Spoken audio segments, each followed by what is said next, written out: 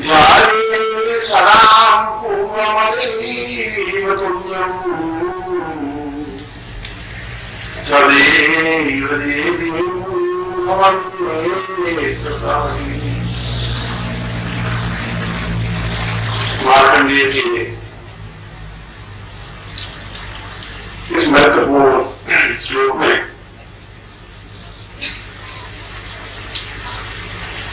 उन्होंने भगवती जगदम्बा की कार्य स्वरूप की चिंतन विचार धारणा करते हुए एक बड़ी साधना पद्धति की ओर हमारा ध्यान आकर्षित किया है। मार्कंडेय ने जो कुछ लिखा वो परंपरा से हटकर के लिखा। इतने समस्त विषयों में केवल दो व्यक्ति ऐसे थे जो परंपरा को नहीं चले, और इसीलिए आज भी उनका नाम सम्मान के साथ हमारे शास्त्रों में लिया जाता है। एक थे महर्षि विश्वामित्र और दूसरे थे मार्कंडेय। यदि इनके साहित्य का अध्ययन करें तो जो भी जीवन पद्धति का या साधना पद्धति का जो निचोड़ दिया, जो ज्ञान दिया, जो चिंतन दिया, जो विचार दिया, वो अपने आप में एक नवीन तथ्य के साथ, नवीन विचार के साथ इस श्लोक में एक ही बात है। कुंडली यादव के बारे में आपकी संख्याओं को विचार स्पष्ट करते हुए कि कुंडली यही क्या चीज है, और शास्त्रों ने और शास्त्रों के अलावा महर्षियों ने, योगियों ने, साधुओं ने, सन्यासियों ने कुंडली के बारे में अत्यंत भ्रामक विचार प्रस्तुत कर दिए कि विराट पिंडला के बीच में एक और नारी होती है, वो नारी बल खाती हुई पड़ी है, और जब सांस लेते हैं तो वहां बिल्कुल होती है और उठ करके बिल्कुल से होती हुई सहसा तक पहुंच जाती है। इसको कुंडली जागरण कहते हैं। या एक चक्र के बाद दूसरा, तीसरा, चौथा चक्र जागरण होता रहता है और उसको कुंडली जागरण कहते हैं। या सारे जीवन का एक अंगनाद जो होता है, आवाज होती है, उसको कुंडली जागरण कहते हैं। अलग अलग लोगों ने अलग अलग बातें कही, मगर ये सब बातें वैसी थी जो किताबों में पढ़ी हुई थी। उसका अनुभव नहीं था, उसके अंदर सार नहीं था, तथ्य नहीं था। और तथ्य से पहले की बात है, जो वचन देखी पढ़ते हैं जो अपने आप में ज्ञानी या साधु या महात्मा नहीं हो सकते, जो आंकन देखी पर विश्वास करते हैं, जो अपने जीवन में खुद देखते हैं, और ये खुद देखने की क्रिया शिष्य के पास नहीं होती। शिष्य के पास कोई चेतना होती ही नहीं। शिष्य गुरु को पहचान नहीं सकता, इसलिए पहचान नहीं सकता तो वो शिष्य है, उसमें अंतर्दृष्टि नहीं है, और गुरु स्थूल दृष्टि से पहचाना नहीं जा सकता। इस गुरु को यही बात गुरु से कही।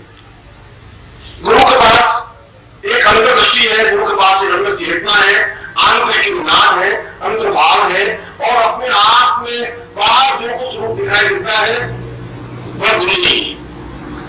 अगर यदि हम किसी मंदिर को बाहर देख ले तो बाहर जो कुछ शिखर दिखाई देगा, जो चार दीवार दिखाई देगी, वो मंदिर नहीं है। मंदिर तो उसके मूल में एक मूर्ति है, उसको मंदिर कहेंगे, उसको देवता कहेंगे। और वो मूर्ति जैसी है, वो काली है तो काली की मूर्ति कहा जाएगा, काली का मंदिर कहा जाएगा। शिव की मूर्ति तो शिव का मंदिर कहा जाएगा, राधा कृष्ण की मूर्ति तो राधा कृष्ण का मंदिर कहा जाएगा। ठीक इसी प्रकार से शिव के पास इतनी स्थूल दृष्टि है कि वह केवल बाह्य आकार को देख लेता है, और जहां बाह्य आकार देखता है वही वो भ्रम में पड़ जाता है, क्योंकि बाह्य आकार तो उनकी एक कंसेप्ट है, एक दृष्टि है। शिष्य के पास एक सीधी सारी दृष्टि वही है जो उसने 2000 साल से पढ़ी है। ये गुरु ऐसा होता है जो लंबा तगड़ा होता है, गुरु ऐसा होता है जो भगवे कपड़े पहना हुआ होता है। अगर कोई सफेद कपड़े पहने हुए है या बिना कपड़ों का तो गुरु हो नहीं सकता। उनका चिंतन ऐसा ही है, गुरु वह जिसकी जटाएं बड़ी हुई हो, और अगर जटाएं बड़ी हुई है तो सोचते हैं कि ऐसा कैसा गुरु होगा। उनकी दृष्टि स्थूल हो गई क्योंकि उसने जटाओं को देखा, उसने कपड़ों को देखा। वो तो वैसा ही हुआ कि पांच मंदिर को स्पर्श करके आ जाए और मन में कहे कि मैंने भगवान दर्शन कर लिए, वैसी बात हुई। इसलिए इस श्लोक में दो बातें स्पष्ट रूप से गई। और समझने की बात कि शिष्य तब तक एक मामूली सा आदमी रहता है जब तक आगे दृष्टि से ही गुरु को खोजता है। दरबार में खोजता है, मथुरा में खोजता है, काशी कांची में खोजता है, भगवे कपड़ों में खोजता है, भिक्षा पात्र लिए हुए खोजता है, या एकदम चरस पीने वाला और बम बम बोलने वाले को गुरु मान लेते हैं। मैं तो गुरु नहीं बन सकता। गुरु तो उसके अंदर जो कुछ है उसको गुरु कहते हैं। और दूसरी बात, मार्कंडेय ने बहुत प्रत्येक की बात कही, बहुत महत्वपूर्ण बात कही। उसने कहा कि एक गुरु दूसरा गुरु बन ही नहीं सकता, संभव नहीं है, इसलिए कि प्रत्येक गुरु अपने आप में अलग अलग है। अगर एक ही चीज है तो फिर गुरु बनने की जरूरत नहीं, गुरु की आवश्यकता है ही नहीं। महावीर बने तो फिर बुद्ध महावीर जैसे नहीं बन सके, बुद्ध बिल्कुल एक अलग चीज बने, महावीर बिल्कुल एक अलग चीज बने, वशिष्ठ बिल्कुल एक अलग चीज बने, मार्कंडेय बिल्कुल एक अलग चीज बने। ऐसा नहीं हो सकता कि मार्कंडेय जैसा वशिष्ठ बन जाए, ऐसा भी नहीं हो सकता कि जैसा वशिष्ठ बना उसी प्रकार से विश्वामित्र बन जाए, या गर्ग बन जाए, या त्रि बन जाए, या कणाद बन जाए, या बुद्ध बन जाए, महावीर बन जाए। बुद्ध बन जाए तो फिर उसकी जरूरत ही नहीं। प्रत्येक गुरु अपने आप में जो उस इकाई का दूसरी इकाई से संबंध नहीं जोड़ सकते। यदि हम महावीर स्वामी के उपदेशों को पढ़ें, उस जमाने में उस समय में महावीर स्वामी के उपदेश सही होंगे, आज के जीवन में वो लागू नहीं हो सकते। आज के जीवन के उपदेश हमारे काम के नहीं हो सकते। उस जमाने में बुद्ध ने जो कुछ कहा वो सही हो सकता है, उस जमाने में जो कृष्ण ने गीता में लिख दिया वो सही हो सकता है, उस जमाने में कृष्ण ने रुक्मिणी का हरण कर लिया, वो उस जमाने की कितनी सही बात हो सकती है। आज रुक्मिणी का हरण नहीं कर सकता, आज हरण करेगा जेल में चला जाएगा। उस जमाने की व्यवस्था अलग थी, इस जमाने की व्यवस्था अलग है। उस जमाने का गुरु आज के जीवन में काम नहीं आ सकता, इसलिए उस जमाने के लिखे हुए धर्मशास्त्र हमारे काम नहीं आ सकते। उनका कंसेप्ट उनका था, उनका चिंतन था, उनका विचार था। गुरु तो अपने आप में बिल्कुल एक नवीन उजागर तत्व होता है, जो अपने आप में संपूर्ण होता है। उसके जैसा दूसरा व्यक्ति न पहले पैदा हुआ न बाद में पैदा होगा। और जब हम उन गुरु में उन धर्मशास्त्रों को निचोड़ते हैं, अंदर डालते हैं, तो ये हमारी स्थूल दृष्टि है। क्योंकि हम तो ये गुरु हमें गीता का उपदेश दीजिए, आप हमें महाभारत की बात बताइए, आप हमें ऋग्वेद की बात बताइए, बहुत तो ठीक उसी परंपरा को लकीर से पीटने वाली बात होगी। गुरु वो बात कहेगा नहीं। गुरु तो पहले आपको समाप्त करने की कोशिश करेगा। संन्यास जीवन में जब दीक्षा दी जाती है, सन्यासी जब एक गुरु सन्यासी होता है, सन्यास का मतलब है कि हम व्यस्त हो जाएं, छोड़ दें, व्यक्ति भाव लगा दें, अपने आप में तटस्थ होकर देखने की क्रिया कर लें। आप व्यस्त में रहते हुए सन्यासी बन सकते हैं। सन्यास होने के लिए कोई जंगल में जाकर के बैठने की जरूरत नहीं है। आप देखने की दृष्टि बिल्कुल एक अलग ढंग से बन जाए, अलग ढंग से देखें किसी चीज को, तटस्थ भाव से देखने की क्रिया भी है। व्यक्ति दो तरीकों से देख सकता है, तीसरी दृष्टि उसके पास होती नहीं। या तो वह तृष्णाओं के साथ देखेगा, इच्छाओं के साथ देखेगा, या बिल्कुल व्यक्ति भाव से देखेगा। मगर तृष्णाओं से व्यक्ति भाव में पहुंचने की बहुत लंबी क्रिया है। वह तृष्णा मूलाधार है, क्योंकि मूलाधार बहुत नीचे की चीज है, काम वासना है। वो अपने आप में एक जड़ है, एक स्थूल है। वो अपने आप में कोई जीवन की चेतना नहीं है। काम वासना जीवन की ऊर्जा रेता नहीं है, वो अपने जीवन का प्रमाण नहीं है। वो एक छोर है जो आपके पास है, एक स्थूल दृष्टि है जो आपके पास है। और वह काम वासना से युक्त शिष्य उस गुरु के जो सहसा तक पहुंचा हुआ है देख नहीं सकता, क्योंकि बीच में 6 चक्र और हैं। आपने उन चक्रों को पार किया नहीं, आप उस सहसा को देख नहीं सकते। शिष्य कैसे देखेगा गुरु को? गुरु तो सहसा पर खड़ा है। और जब आपको सहसा की दृष्टि नहीं है, जब आपके मणिपुर चक्र की दृष्टि नहीं है, जब आपको स्वाधिष्ठान चक्र की दृष्टि नहीं है, तो फिर आप किस तरीके से गुरु को देखेंगे? आपको देखने की कसौटी क्या होगी? क्योंकि आप तो मूलाधार पर हैं, आप तो बिल्कुल उस जगह पर हैं जहां अपने आप में काम वासना का प्रारंभ होता है। एक अमेरिका में व्यक्ति हुआ गैरी पेवर्स, बहुत श्रेष्ठ व्यक्ति इस दृष्टि से कि उसने एक नया प्रयोग किया। उसने कहा कि त्राटक के माध्यम से, अपनी आंख की शक्ति के माध्यम से किसी चीज को सरकाई जा सकती है। पेंडुलम को रोका जा सकता है, घड़ी की सुई को रोका जा सकता है। उसने ऐसा प्रयोग टेलीविजन पर सैकड़ों बार करके दिखाया। वो प्रयोग आप भी कर सकते हैं। इस प्रयोग में कोई अजूबी बात नहीं थी। यदि आप एक स्थिर चित्त से किसी क्षण को देख लें, यदि आपके सामने एक चम्मच रखा हुआ है फर्श पर, और यदि आप बिल्कुल एकटक दृष्टि से उस चम्मच को देखते हुए इस भावना को दें कि चम्मच घूमना चाहिए, चम्मच हटे तो नहीं, चम्मच उड़ के भी नहीं जाएगा, मगर आपकी आंख की ताकत में उतनी हो कि वो चम्मच हिल जाए, इधर उसका मुंह है तो उधर हो जाए। और आप ऐसा कर सकते हैं, आपकी आंख में वो ताकत है, मगर आपकी आंख की ताकत अपने आप में शून्य है। इसलिए शून्य है, उसने जब टेलीविजन पर प्रयोग दिया और उसने अपनी बात को कही, आज से 20 साल पहले की बात है, कोई अजूबा बात नहीं, पुरानी बात नहीं, 100 साल पहले की बात नहीं है। और उसने टेलीविजन पर कहा कि जो दर्शक हैं, जो टेलीविजन देख रहे हैं, वे भी अपने घर में एक्सपेरिमेंट करके इस प्रयोग को कर सकते हैं। मैं कोई नई बात नहीं कह रहा हूं, मेरे प्रवक्ता ने ऐसी बात कही। और दूसरे दिन इसकी रिपोर्ट नहीं, और आपको मालूम होना चाहिए कि 1500 व्यक्तियों ने उस प्रयोग को करके सिद्ध करके दिखा दिया। मगर 1500 व्यक्ति कौन थे? वे केवल 14 साल से 18 साल के आयु के बालक थे, बड़ा एक भी नहीं था। केवल उस उम्र के लोगों ने, लड़कों ने किया और वे सफल हुए। 30 साल का आदमी सफल नहीं हो पाया, 40 साल का आदमी सफल नहीं हो पाया, 70 साल का आदमी सफल नहीं हो पाया। क्यों सफल नहीं हो पाया?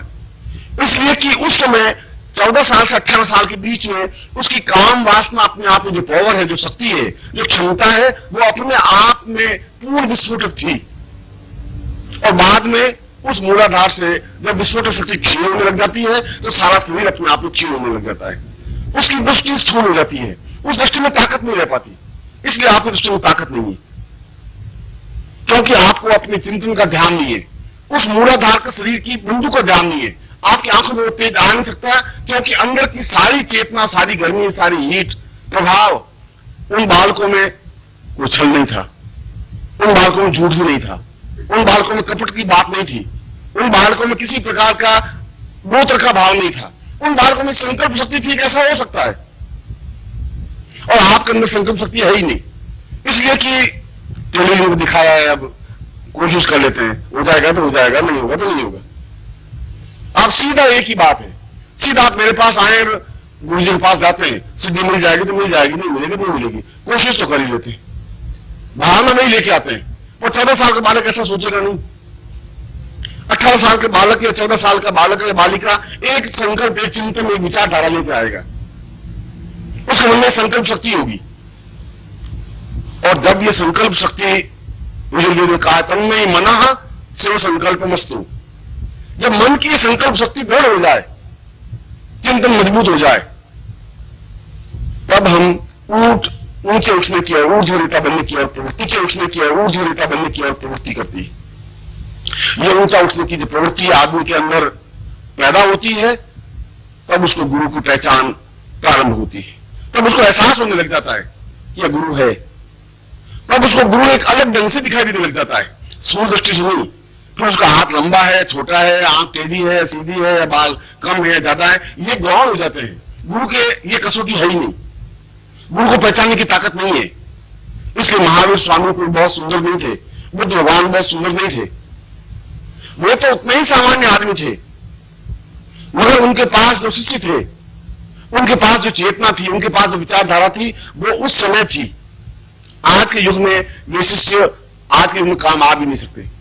आज यदि बुद्ध धर्म को वापस उजागर किया जाए तो बुद्ध धर्म प्रस्फुटित नहीं हो सकेगा। महावीर स्वामी का मग्न रहना चाहिए, वो उसकी मजबूरी थी, वो उसकी आवश्यकता थी। आग अगर नंगे रहे तो सीधे जेल पहुंच जाएंगे, ये मजबूरी अलग है। आज का समाज अलग है, आज के समाज के युग परिवर्तन अलग है, चिंतन अलग है, विचारधारा अलग है। और जिसने भी धर्म चलाया, उस धर्म के अनुयायियों ने उसी धर्म का खंडन किया। जहां धर्म है वहां तो फॉलोवर्स से अनुयायी है, अनुयायी तो भीड़ होती है, और भीड़ की कोई चेतना नहीं होती, भीड़ की कोई विचारधारा नहीं होती।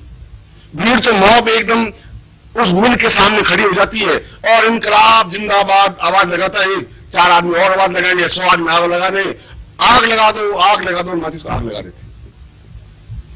उनको ये मालूम नहीं मैं आग क्यों लगा रहा हूं, मेरी क्या दुश्मनी मिल से, उसको कुछ ध्यान नहीं है। मॉब में, भीड़ में एक चीज बन जाती है। वो अकेले व्यक्ति को कहे तुम आग लगाओ तो सवाल सोचेगा। इसलिए अनुयायी कुछ सोचता नहीं, अनुयायी के पास कोई दृष्टि नहीं होती, कोई चिंतन नहीं होता, मगर शिष्य अपने आप में अकेला एक इकाई होता है। इस प्रकार से गुरु अपने आप में एक संपूर्णता है, उस प्रकार शिष्य भी अपने आप में संपूर्णता है, और यही गुरु और शिष्य का सीधा संबंध है। यह एक अलग बात है कि वो मैंने जो 7 द्वार आपको बताया, 7 चक्र जागृत किए, ये दक्षिणायन पद्धति है। वाम पद्धति में मूलाधार से नीचे भी 7 चक्र हैं, जिसको तांत्रिक साधना के माध्यम से प्रशोधित किए जाते हैं। ऊर्ध्वरेता साधना भी है, जिसमें पूर्ण शरीर के अगर पूरे वीर्य को निचोड़ा जाए तो पूरा 1 किलो वीर्य निकल जाता है और पूरा वापस सिंचन कर दिया जाता है। वह तो एक तांत्रिक साधना है, वो एक अलग पद्धति है। इसने प्रश्न किया था मुझे कि क्या जो तांत्रिक अठयोग ग्रंथों में और जो गोरखनाथ के ग्रंथों में लिखा हुआ है कि ये 7 चक्र ऊपर उठने के हैं, क्या मूलाधार से नीचे के भी 7 चक्र हैं? मगर वो तांत्रिक पद्धति है, वो तांत्रिक क्रिया है। इन 7 चक्रों के माध्यम से मैंने आपको सुबह बताया, ये अपने आप में जीवन के निचोड़ है। मगर मैं बात कर रहा था आपको मार्कंडेय की, और बात कर रहा था गुरु शिष्य की, बात कर रहा था गुरु को पहचानने की शक्ति की, और बात कर रहा था अपने आप को शिष्यत्व सिद्ध करने की। क्योंकि शिष्यत्व तब बन सकेगा जब अपने आप में पूर्णता होगी, जब उसकी आंख में दृष्टि होगी, एक चेतना होगी, अपने आप में समर्पण होने की क्रिया होगी। हाथ जोड़े को समर्पण कहेंगे, आप मेरे सामने लंबे लेट जाएंगे उसको समर्पण कहेंगे, और आपने अर्थ ये समझा है। समर्पण का मतलब है समर्पण, दोनों इक्वलिटी हो, गुरु और शिष्य बराबर एक लेवल पे आके खड़े हो जाते हैं, तब अपने आप को अर्पण करते हैं। तब गुरु का सुख उसका सुख हो जाता है, गुरु का दुख उसका दुख हो जाता है, गुरु की वेदना उसकी वेदना हो जाती है, गुरु का चिंतन उसका चिंतन हो जाता है। गुरु धूप में खड़ा रहता है तो उसको गर्मी महसूस होने लग जाती है, उस लेवल पे आता है तब अपने आप में समर्पण होता है, बराबरी की इक्वलिटी में समर्पण होता है। आज संध्या जी ने मुझे पूछा था दोपहर को, यहां जो आए, पूछा मैं समर्पित होना चाहता हूं, तो तुम समर्पित हो? समर्पण का मतलब है तुम उस जगह पहले खड़े हो जहां पर मैं खड़ा हूं, उस लेवल पर बाह्य आकार में, मूलाधार के चक्र में, जहां आप मेरे सुख और मेरे दुख और मेरी गर्मी और मेरी सर्दी और मेरे चिंतन और मेरे विचार के अनुरूप बनने की क्रिया करें। जब ऐसी क्रिया हो जाएगी तो अपने आप में अर्पण हो जाएगा। उसके लिए कोई मूर्त की जरूरत नहीं है, उसके लिए कोई भावना की जरूरत भी नहीं है। मगर क्या समर्पण के लिए और कोई तरीका है? ऐसा तो कब हो सकेगा? गुरु तक पहुंचने की क्रिया हो नहीं सकती, क्योंकि गुरु का तो प्रत्येक कार्य अपने आप में नवीनता लिए हुए। यदि गुरु आप अगर कह रहे हैं कि गुरु अपने आप में पहले वाले गुरु की सादृश्यता बन नहीं सकती, ईसा मसीह जैसा वापस ईसा मसीह पैदा नहीं हो सकता, बुद्ध जैसा वापस बुद्ध पैदा नहीं हो सकता। आज अगर बुद्ध भी वापस पैदा होना चाहे तो ठीक उसी प्रकार से बुद्ध पैदा नहीं हो पाएंगे, उसी प्रकार से ज्ञान नहीं दे पाएंगे, उसी तरीके से अपने जीवन को, साथियों को, शिष्य को नहीं समझा पाएंगे। उनके लिए बिल्कुल एक नवीन पद्धति लेनी पड़ेगी, उनके लिए नवीन चिंतन लेना पड़ेगा। इसलिए जिस युग में गुरु हुए, और गुरु 5, 10, 15, 20 ही हुए, पिछले 20,000 वर्षों में 1000 से गुरु नहीं बने। 1000 तो पाखंडी बने, ढोंगी बने, साधु बने, सन्यासी बने, योगी बने, ये तो बने, गुरु नहीं बन पाए। गुरु तो शंकराचार्य बने, जिनका एक अलग पद्धति रही, अलग चिंतन रहा। गुरु गोरखनाथ बने, जिनका एक उस शंकराचार्य के सादृश्य तो नहीं, अपना एक नवीन पथ निकाला, जो अपने नवीन तरीके से विरोध करने की क्षमता पैदा कर सके, जो प्रहार कर सके, जिसमें प्रहार करने की ताकत हो, वह गुरु बन सकता है। जो आप पर एकदम से समझा सके, आप पर चोट कर सके, आपके अंदर जो पाखंड है, जो शास्त्रों में भर दिया है, वेदों में भर दिया है, उपनिषदों में भर दिया है, पुराणों में भर दिया है, उस पर पूरा प्रहार कर सके, आपका मस्तिष्क के जाले को साफ कर सके, दिमाग को स्पष्ट बना सके, आपके जीवन के चिंतन को बदल सके, आपकी धारणाओं को बदल सके। और इसीलिए मैंने कहा कि सन्यासी गुरु जब अपने शिष्य को दीक्षा देता है तो ग्रस्त में तो अगर दीक्षा देने का सदा सुखी रहो या चिरायु हो, और सन्यासी आशीर्वाद देता है कि तुम मृत्यु को प्राप्त हो जा। इसलिए मृत्यु को प्राप्त हो जा कि जो कुछ आज तक तेरा जीवन जैसा रहा है उसको समाप्त कर, अच्छा बुरा। आज से तुम बिल्कुल मेरे साथ नवीन चिंतन है, आज से नया शिष्य है, आज तुम पुराने वाला शिष्य नहीं रहा। आज मैंने नया आयाम दिया, आज मैंने तुम्हें नया नाम दिया, आज तुम्हें नई विचार पद्धति दी, आज तुम मेरा एक अंग बना, मेरे प्राणों की चेतना बनी, धड़कन बनी। इसलिए आज तुम बिल्कुल एक उस मृत्यु को प्राप्त होकर के नवीन जीवन का प्रारंभ बना। मृत्यु ओम परम तत्वाय नारायणाय गुरुभ्यो नमः।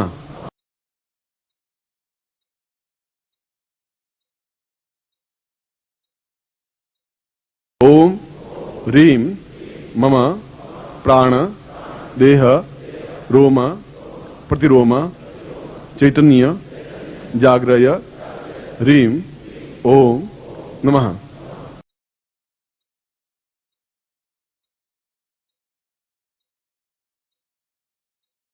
ओम भूर्भुवः स्वः तत्सवितुर्वरेण्यं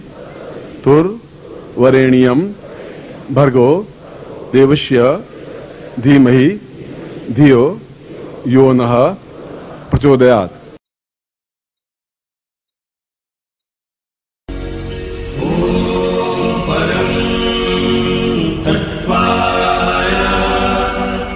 नारायणाय